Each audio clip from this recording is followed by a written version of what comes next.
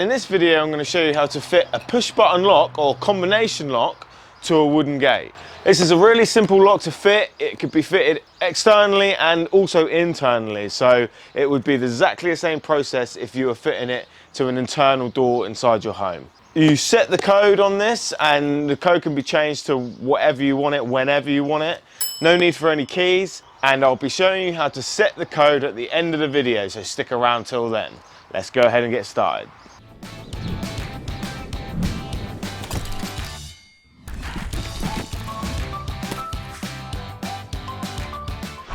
Now I searched high and low for the cheapest but the best lock I could find. I found this one on Amazon that suited my needs. I'll leave a link to it in the description box below along with all the tools and equipment needed to do the job. When fitting it to a gate, you want to make sure you don't have any more than 5mm expansion gap on the lock side. If you imagine the latch is only going to protrude around 10mm from the faceplate of the lock.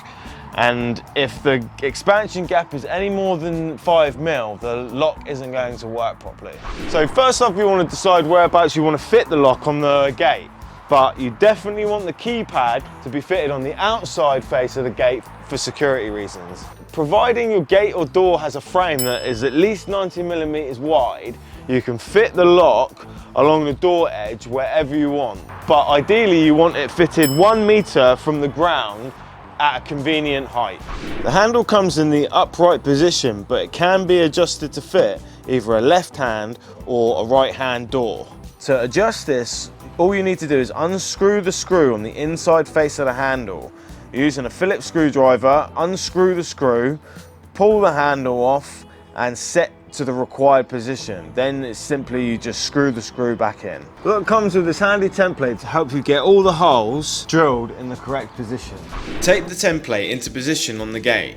The perforation on the front template should line up with the edge of the gate. If you're fitting to a gate with a standard 50mm thick frame, then you can just leave the front face and latch template intact, then just tape into position. Once you have everything in position, you're ready to start marking and drilling the holes. Firstly, with a sharp pencil or drill bit point, mark the holes by pushing it through the center lines of the template and marking the door.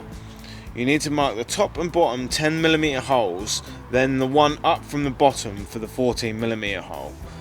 Also mark the central point on the center line of the latch on the door edge. At this point you can just leave the template in place, but I find it gets in the way, so I remove this to drill the holes. Now when drilling the holes, you do not want to drill right the way through the gate from one side though, as once the drill bit bursts through, you run the risk of splitting the wood on the opposite side of the gate. You want to use a drill bit with a spur or point on the end. Drill through from one side of the gate until the spur just protrudes on the opposite side. To make this easier, you can fit the drill bit with a bit of tape to mark the exact depth you need to achieve this. Then go around to the front of the gate, line up the point on your drill bit with the small hole that's visible and finish drilling through. On the door edge, you will need to drill to a depth of 85mm. Now you're going to need to rebate the latch and the strike plate. Once you've drilled all your holes, insert the latch into the hole on the door edge and draw around the faceplate. Remove the latch and then cut a 3mm rebate so that the faceplate will sit flush with the door.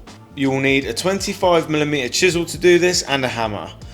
Start off by cutting along the marked outline of the faceplate, then chisel from the inside to the outside edge to remove the wood. Once you're happy with the depth of the rebate, insert the latch and secure in place with the wood screws provided.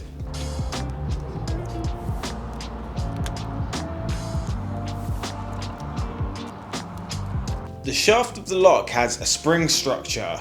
It is intended to keep the shaft in the correct position.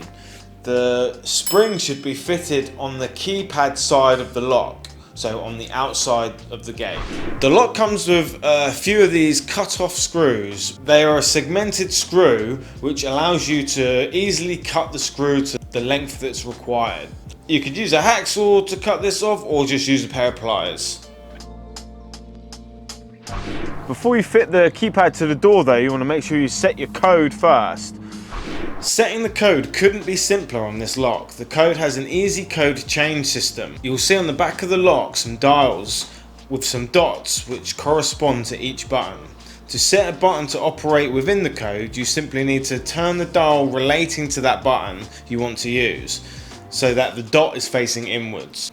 This can be done in any sequence. We have set the code to 1, 2, 3, 4. Check the code on the lock before fitting and closing the door, because you could lock yourself in. If you want to change it, you simply turn the dial so the dot is facing outwards and you start the process again. Once you are happy with the set code, you're ready to fit the lock. Slide the screws into the back plate and the neoprene seal.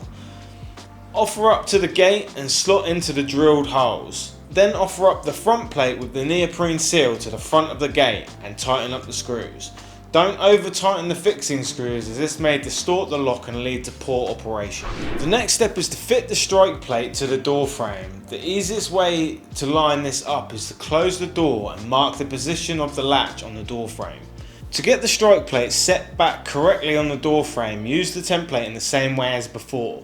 Line it up with the door frame edge and mark the hole with a pencil.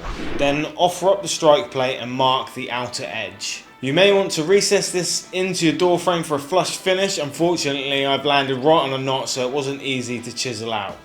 Then with a 25mm spade bit, drill out the recess for the latch bolt and square off with a chisel. Fit the strike plate with one wood screw at first to ensure that it is positioned accurately. The latch bolt should enter the aperture easily and be held without too much play. When satisfied, secure the strike with the second screw. If you want more fencing and gardening tips and tricks, then please click that subscribe button. Also, don't forget to click the notification bell to be notified when new content is uploaded.